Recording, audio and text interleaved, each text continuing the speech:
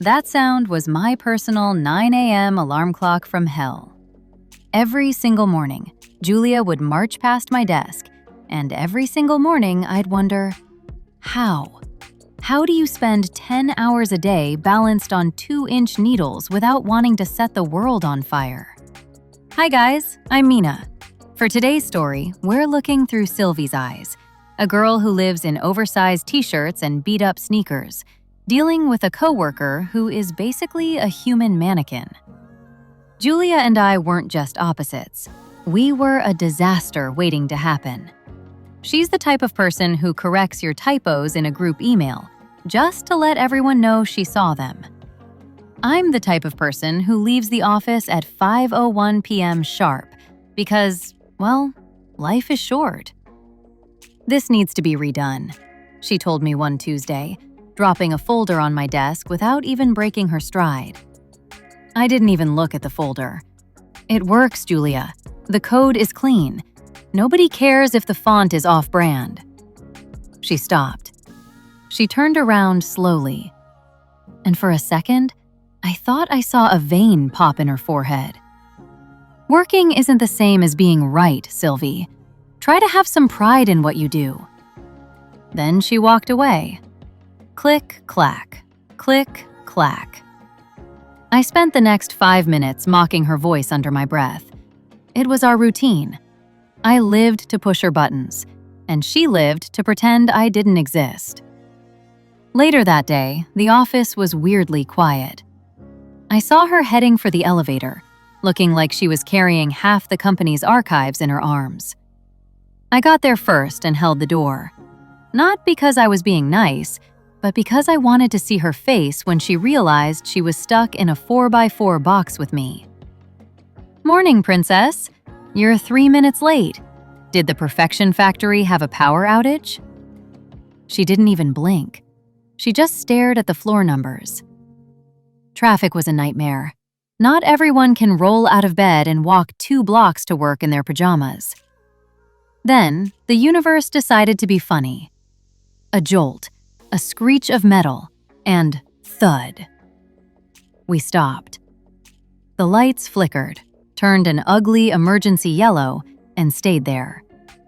"You have got to be kidding me." Her knuckles were white from gripping her files so hard. "Well," I said, sliding down the wall until I was sitting on the floor. "Looks like it's just us. No escape." "Get up, Sylvie. That floor is disgusting." "It's a floor, Julia. Sit down. Your ankles look like they're about to snap in half." "I am not sitting on the floor in these pants. They cost more than your rent." "Suit yourself," I shrugged. "But you're looking a little red in the face. Is it the anger or the shoes?" We sat in silence for 20 minutes. The air got hot. The executive mask she wears started to melt. "Is this it?" she asked suddenly. Her voice wasn't sharp anymore. It sounded small. "Do you just not try because you don't care? Or are you just trying to piss me off?" "I try, Julia. I just don't feel the need to make a loud noise every time I take a step to prove I'm important." "Why are you so obsessed with being perfect? No one's even looking." "I'm looking. I have to be better than everyone else just to be treated as an equal. If I show a crack, I'm done." I looked at her, really looked at her, and realized she wasn't a villain. She was just exhausted. The metal of the elevator groaned, a low, grinding sound of old machinery. "You're gonna drop those files, Julia. Your knuckles they're turning white." "I'm fine, Sylvie. It's just a malfunction. We just need to use the intercom. It's basic protocol. We're dangling by a steel cable, and you're worried about the manual?" "Just sit down. You're shaking." "I am not shaking." But the papers in her arms were vibrating. "It's 80 degrees in here, Julia. It's not a draft." She finally turned her head. Her eyeliner was smudging just a tiny bit at the corner of her eye. For the first time, she didn't look like an executive. She looked small. I had that meeting, and now Henderson is going to... She let out a long, ragged breath, her shoulders finally dropping. You know what? Whatever. Let him be mad. See? I said. The world didn't end because you stopped posing. Come on, sit. The floor is gross, but yeah, so is the rest of this week. The elevator finally moved after 40 minutes, but the damage was done. We were late, and our boss, Mr. Henderson, who has the personality of a dry sponge, wasn't having it. Since you two are already attached at the hip, you're sharing the Miller account. Proposal by Friday. And for God's sake, make it look professional. I saw Julia's heart sink. To her, working with me was like being forced to do a group project with a hurricane. She typed so fast I thought the keyboard was going to catch fire. I just rolled my chair over. No knocking, no asking. Move over, partner. Let's see what Mrs. Perfection has got. Don't.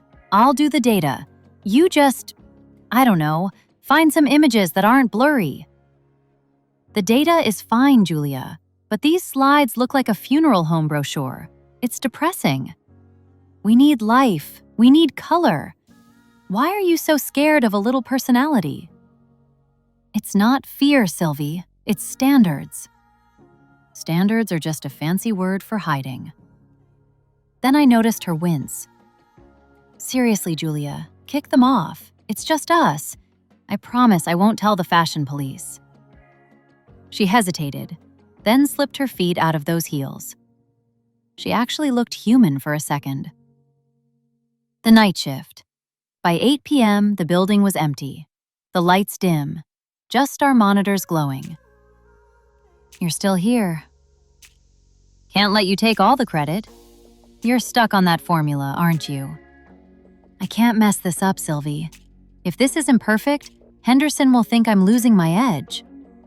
Julia, look at me. You're a fire. You don't need the heels or the armor for people to notice you.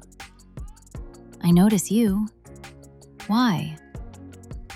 We finished the proposal at a diner over greasy fries and bad coffee. It was the most fun I'd had in months. Click, clack. Under a yellow streetlight, everything unsaid vibrated between us. Sylvie. I didn't let her finish. It wasn't a movie kiss. It was clumsy, real, everything. For a minute, nothing else existed. She looked perfect. So, was that acceptable? Shut up, Sylvie. See you at 9 o'clock? No promises. She still wears the heels. I still wear the sneakers. But now, when I hear that click-clack, I don't roll my eyes. I just wait for her to reach my desk. And that was today's story. What about you? Do you think they made the right choice? Let me know in the comments. I'm Nina. See you in the next one. Bye.